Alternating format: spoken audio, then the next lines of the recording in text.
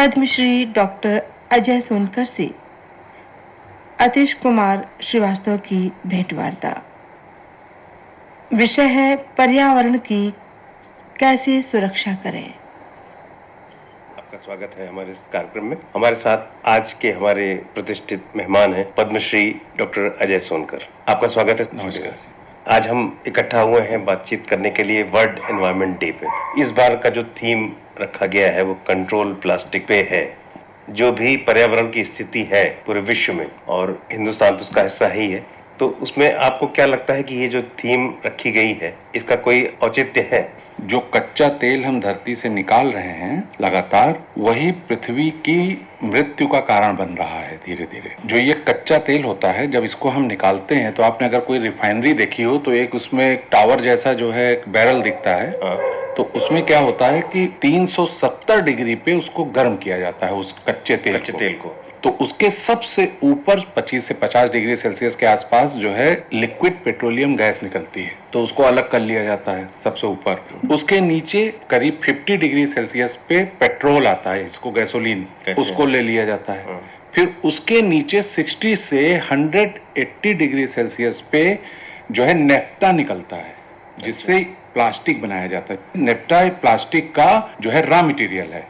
तमाम तरह के प्लास्टिक उससे बनाए जाते हैं, जो 60 डिग्री से शुरू होकर के 180 डिग्री सेल्सियस पर जो है वो आपको मिलता है। फिर उसके नीचे आप आ जाइए तो डीजल प्राप्त होता है और टेम्परेचर बढ़ता जाता है जैसे।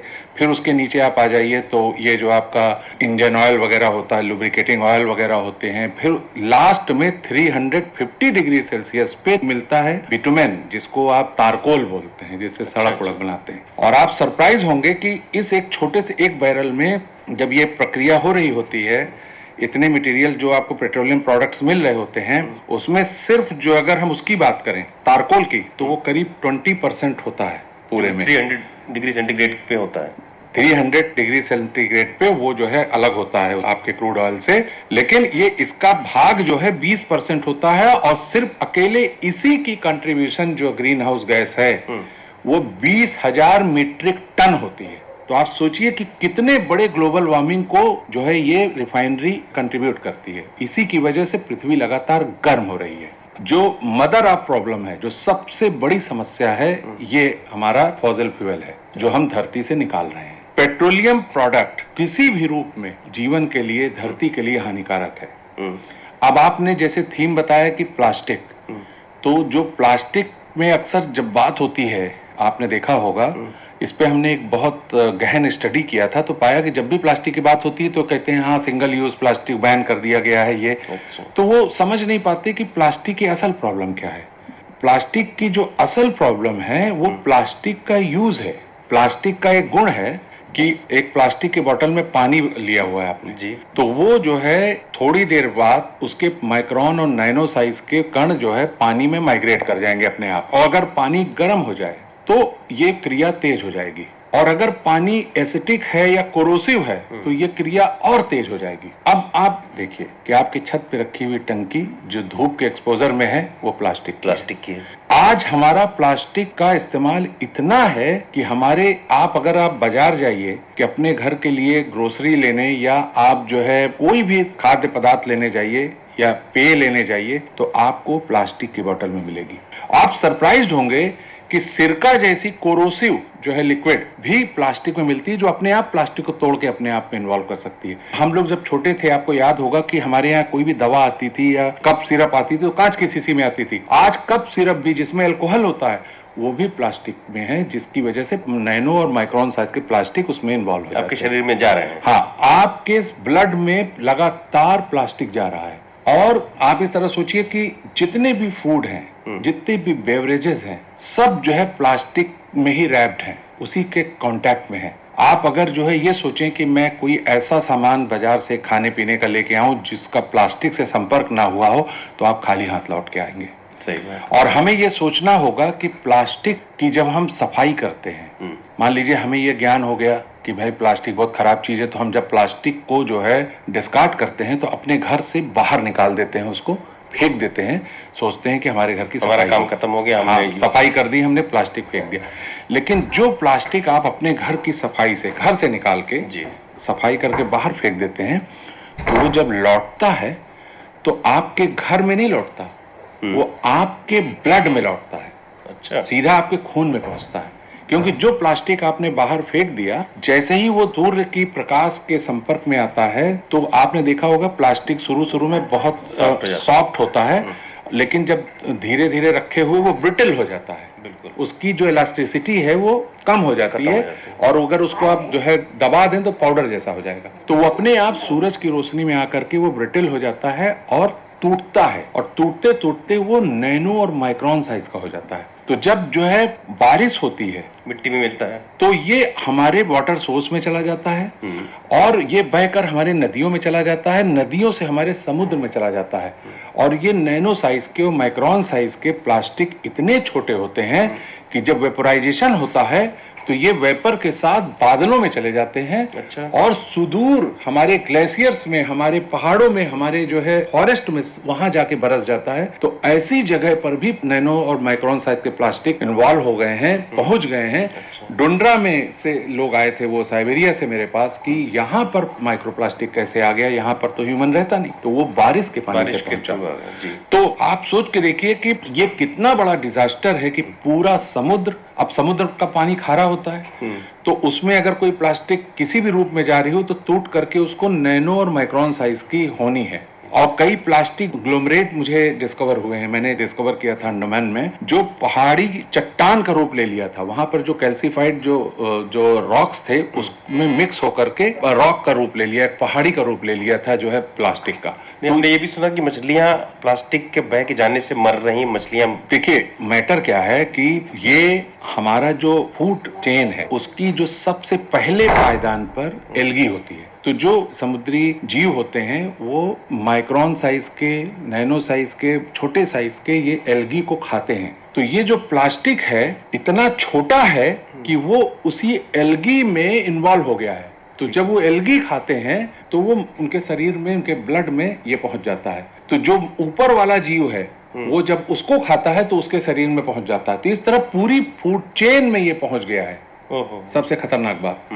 तो ये जो है सबसे बड़ा संकट है कि ये फूड चेन में हमारे इन्वॉल्व हो गया है। अब आपने जो बाहर फेंका, अब वो बारिश में भी चला गया, अब वो धरती के आपके ग्राउंड वाटर में भी चला गया। जब आपके पीने का पानी आया, आपके टेबल पे जो है आपके खाने के प्लेट में पहुंच गया वो। तो जो प्लास्टिक आपने अपने घर की सफाई करने के बाद जो है बाहर फेंक दिया था, वो वापस आपके खाने के प्लेट में वापस आ गया। ये इतना खतरनाक है। तो इसका सिर्फ और सिर्फ सलूशन ये है कि धरती को अगर बचाना है तो हमें फॉसिल फ्यूल को एकदम से रोकना पड़ेगा, उसके इस्तेमाल को रोकना पड़ेगा। ना सिर्फ प्लास्टिक बट जितना भी ये पेट्रोलियम प्रोडक्ट है, कोई भी पेट्रोलियम प्रोडक्ट ऐसा नहीं है जो धरती के लिए हार्मफुल ना हो। तो इस पे क्या किया जा रहा है? यूनाइटेड नेशन ने इसकी गंभीरता को देखते हुए एक प्लान बनाया है। अभी नवंबर में जो है साउथ कोरिया में इसकी एक फाइनल मीटिंग हुई है कि हम जो है 80% प्लास्टिक का जो प्रोडक्शन और पोल्यूशन है उसको जो है रोक दें। हम प्लास्टिक एज में जी रहे हैं। आप अपने चारों तरफ देखिए, आप अपने ब्लड बैंक में जाइए, हम परीड हैं कि ब्लड में प्लास्टिक जा रहा है। आप ब्लड बैंक में जाइए तो प्लास्टिक के पाउच में जो है ब्लड रखा हुआ है। जी। सिरिंज आपकी प्लास्टिक की है, उसमें जो मेडिसिन होती है कई बार उसका पीएच कम होता है, वो एसिडिक हो सकता है और कोरोसिव हो सकता है, वो सिरिंज तक प्लास्टिक की है। मेरे समझ में नहीं आता कि किस वैज्ञानिक ने, किन लोगों ने ये सबको इन्वेंट किया है। ये सिर्फ बाजारवाद का नतीजा है। अदरवाइज साइंटिफिकली मैं सरप्राइज होता हूं कि ये कैसे अलाउ किया जा सकता है। तो प्लास्टिक की भयावहता को आप इस तरह से समझ सकते हैं। आपकी क्या अपेक्षा रहेगी आम जन से? ये सरकारें तो कर रही हैं जो कर रही हैं, यूएनए जो कर रहा है वो कर रहा है, लेकिन आम आदमी का भी तो कुछ दायित्व बनता है। देखिए आम आदमी कौन है? वो हम ही आप हैं। अभी हमें चलते हैं बाजार और जाकर ढूंढते हैं कि कोई ऐसी चीज हमें मिल जाए। हम अपने बच्चे के लिए जो है दूध पिलाना है उसको, तो आप बोतल ढूंढ के दिखाइए, आपको हर जगह प्लास्टिक की बोतल मिलेगी। आपको पेट्रोलियम प्लास्टिक हर जगह मिलेगा, आपके पास ऑप्शन ही नहीं छोड़ा है। आज आप डिसाइड थोड़ा करते हो कि हम क्या खाएं, क्या पहने। तो ये स्थिति आ गई है। इसमें सरकार का बहुत बड़ा रोल है, जनता की हाथ में कुछ भी नहीं है। आप जान लीजिए, आप ऑप्शन बताइए ना मुझे कि अगर मेरे पास दोनों चीजें रखी हैं तो कहते हाँ भाई ठीक है, आज से मैं इसको नहीं चूज करूंगा, मैं ये चीज इस्तेमाल करूंगा। आपको ऑप्शन ही नहीं है। तो हमारी सरकार का काम है कि वो इस तरह के प्रोडक्ट्स जो कि कार्सिनोजेनिक है रोक दे, उसको कानून बनाकर उसको रोक दे। सरकारें उसको कानून बनाकर रोकेंगी नहीं तो बाजारवाद उसको फैलाता रहेगा, उसको लोग कन्वीनियंस है उसको, वो आपको उसी में परोसता रहेगा। देखिए सबसे बड़ी बात क्या है कि बाजारवाद ने आज से 50 साल पहले आप सुनते थे कि कहीं कैंसर वैंसर, अपने पिताजी से पूछिए वो बताएंगे आपको कि वो जानते थे कैंसर क्या होता है 50 साल पहले। तो क्या मेडिकल साइंस 50 साल पहले बहुत एडवांस थी क्या? तो कैंसर आपको नहीं होता था, आप जानबे नहीं करते थे कैंसर क्या होता है। उस समय आपके पास रेडी फूड अवेलेबल था ही नहीं, पैकेज फूड अवेलेबल था ही नहीं। और आप आज भी आप खाते थे। यस, आज भी आप अपने घर के बड़े बुजुर्गों से बात करेंगे तो वो बताएंगे कि दिन में 2 बार खाना बनता था, ताजा खाना लोग खाते थे। बासी खाना खाने का, रखा हुआ खाना खाने का प्रचलन ही नहीं था, क्योंकि उनको ये ज्ञान था कि भोजन ताजा होना चाहिए। लेकिन जब बाजारवाद ने इंसानों को देखा तो उसमें अपना लाभ जब देखा तो उसने जो है पैकेज फूड जो है इंट्रोड्यूस कर दिया, और उसमें झूठ फूड फैला के कि ये 3 महीने कोई भी भोजन 3 महीने आप कैसे खा सकते हो, 6 महीने कैसे खा सकते हो? आप उसको खा के जिंदा रहते हो, वो एक मृत चीज है जिसको आप जो है खा रहे हो। तो वो अब पैकेज फूड आपको देना शुरू कर दिया। इवन जो कागज की जो आपकी जो टी बैग होती है ना, उसके अंदर भी प्लास्टिक के वो होते हैं, क्योंकि वो इंसुलेट हो सके और अंदर का फ्लेवर अंदर ही रहे, नहीं तो सूख करके वो फ्लेवर खत्म हो जाएगा। उसमें भी प्लास्टिक है। जब एक बार आप चाय डिप करते हो उस टी बैग का, तो उसमें लाखों करोड़ों जो है माइक्रो प्लास्टिक जो है आप एक कप चाय में पहुंच जाती है, जो आपके ब्लड में पहुंच जाती है। और डॉक्टर साहब जो दवाइयां हम खाते हैं वो भी तो प्लास्टिक में ही, हर चीज तो प्लास्टिक में। मैं वही तो आपसे कहना चाहता हूं कि आप सोच के देखिए कि ये सिर्फ बाजारवाद है, ये ज्ञान, ये क्या दुनिया का कोई भी व्यक्ति आकर ये कह दे कि प्लास्टिक नहीं पहुंच रहा है।